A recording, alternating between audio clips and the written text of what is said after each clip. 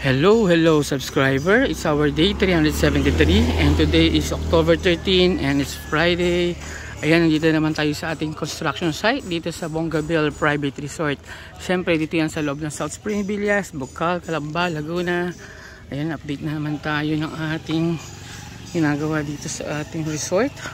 Kahapon pala hindi ko nabanggit na inayos pala namin itong aming manhole. Nilagyan namin siya na pinalaki namin yung yung daanan ng tubig. Ayan o. Ayan. Para pagka umuulan, medyo madami makapasok na tubig. Ayan. Kaya magbubuhos na naman kami ng bago na yun nga na formworks para dyan. Ito naka-ready na yun. Para lagyan namin siya ng medyo makapal-kapal ng konti para hindi siya kayang itulak ng tubig na pagka medyo malakas yung ulan. Yan, so at least hindi maliliting ang aming butas. Yan. Tapos ito medyo na waterproofing na rin namin yung aming dingding dito. Meron lang ilang part to sa dulo. Pero hindi naman masyado to kaya lang siyempre kailangan ng waterproofing pa rin natin para in the future, di ba? Lalo na pagka yung kapitbahay natin naglagay ng mga pader din dyan kung sakali, di ba? Eh tayo nakasecure na. Yan, so pipinturahan na lang natin yan.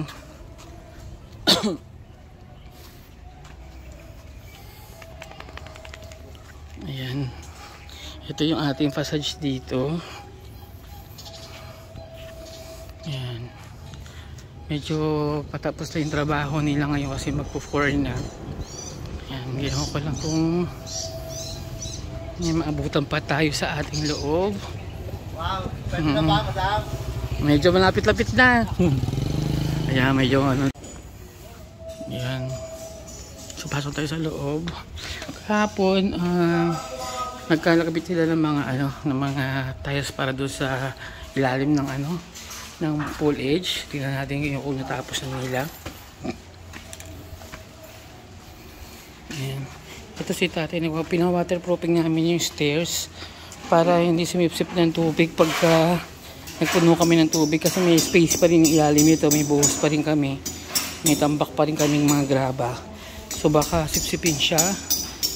Ayan, pina-waterproofing na rin namin.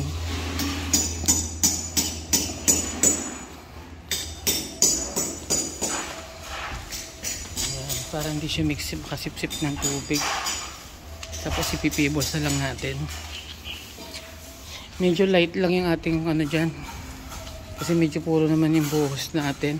Tapos ito. Opo. Oo, para nakalublob din kasi sa tubig yan. Lalo na yung pibos, yun, di ba? Para bang foamy, na siya. Hindi siya siksik, no? Ayan. Ito na, tapos na siya. Napapakinisin na lang yan. Ayan. Medyo hapon na ako nakapag-vlog kasi yung aking ginagawang project na na circuit na contactor doon, yung electrical circuit nung tinatapos ko para hindi ako maduling-duling. Ang hirap din palang gawa ng sistema siya.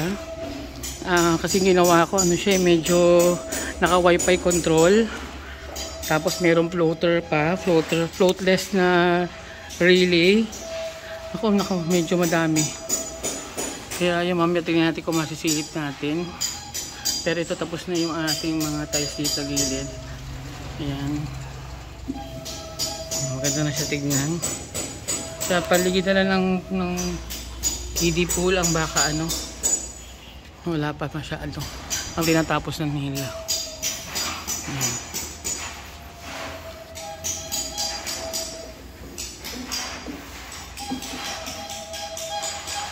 Yan, buti may naiwan pa kami waterproofing na konti kasi nga napadala namin sa Marikina yung isang box. Tapos dito yung yun nga lang pinadala namin na nagkabaligtad yung yung pang-mix niya, yung liquid niya, gas na napadala namin doon. Dito yung pinaka-liquid base niya. Yan, pero ito may natira pa kaming waterproofing. Yan, pero dapat pupunta kami ngayon sa ano, supplier ng waterproofing. Si Ma'am Apple, kaya lang yung kulak makakarating kami ngayon doon. Medyo 1 hour din pala yung biyahe, saka ano, yung sasakyan namin medyo may problema pa ngayon. Ito medyo manipis pala siya talaga dito, pero matibay naman siya kasi ano to tawag dito, bakal naman yung pinaka ano niya, tawag dito, pinaka support niya.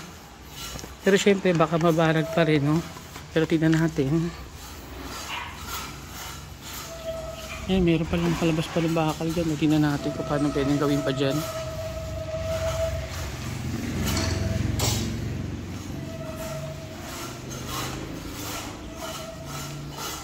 Tignan natin dito sa bandang taas. Tignan naiiwan na sa may kiddie pool.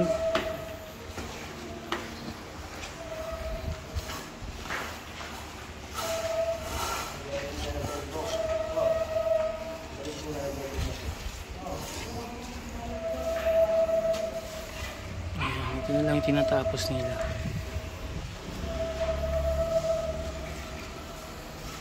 Ito paligid na lang.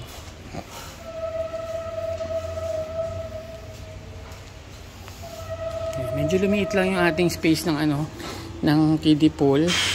Pero at least hindi mahihirapan yung mga bata na umakyat siya. Pero at least pakakaupo naman ng maayos yun yung mga senior. Yan, pwede mag-upo dyan. Mapapagyan natin ng heater to. Itong kiddie pool na aka jacuzzi. Magpakapag-invest tayo ng heater ko. Mas man lang pang kiddie pool man lang.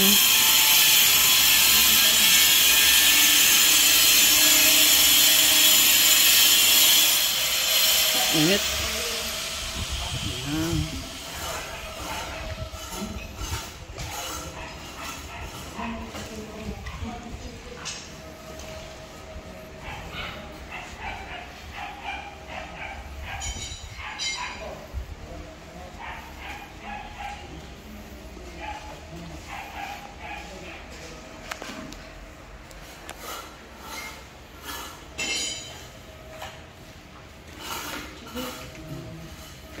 Ayan. Tapos si Boto yung nakaputol ng mga tiles ng si Wamusin taga-install. Tapos ito naman si Tata ang taga-tik-tik, diba?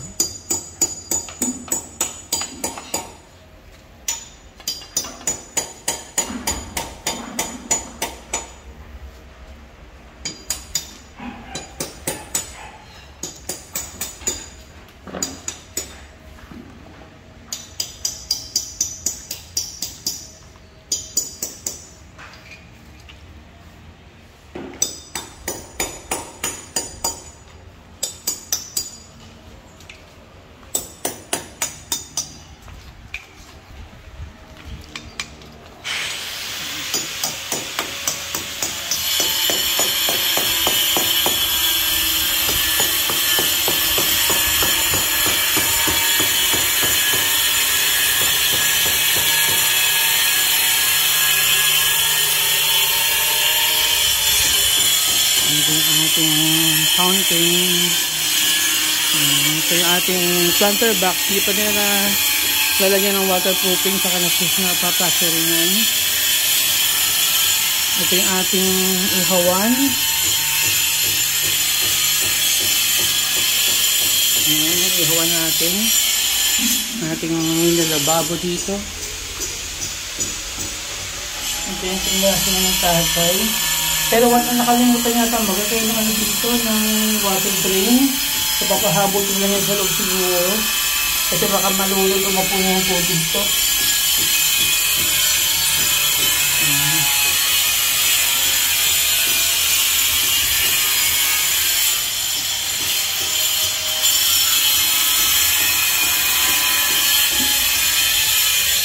Planter box natin.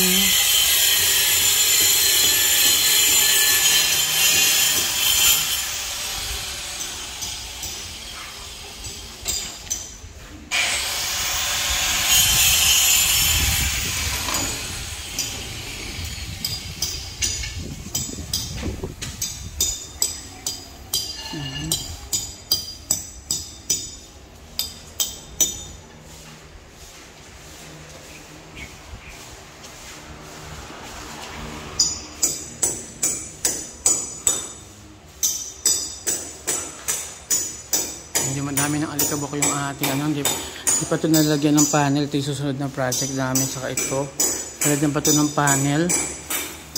Saka yung ating karaoke din, hindi pa na-install. Ayan, medyo marami pa tayong medyo puting-ting.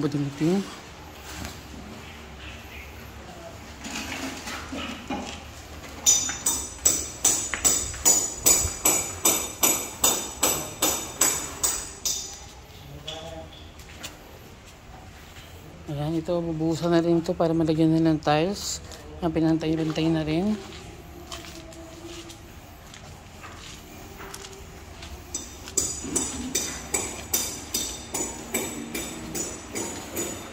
Ayan, tinaas ni Boss Jeff yung pansamantala. Ewan ko bakit hindi dyan nakatapat yan.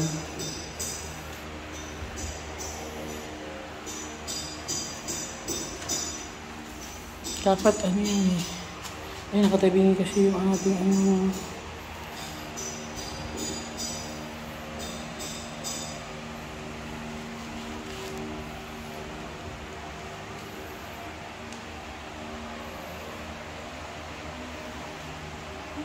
May pa tayong gagawin dito.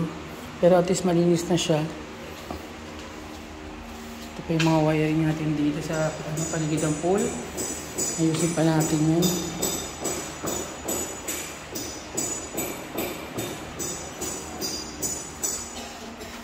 Madaming sa konti na lang ako.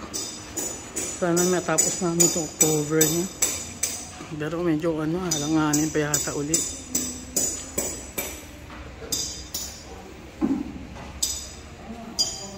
Ayan. So ayan, yan lang muna yung ating update dito sa ating ginagawang construction.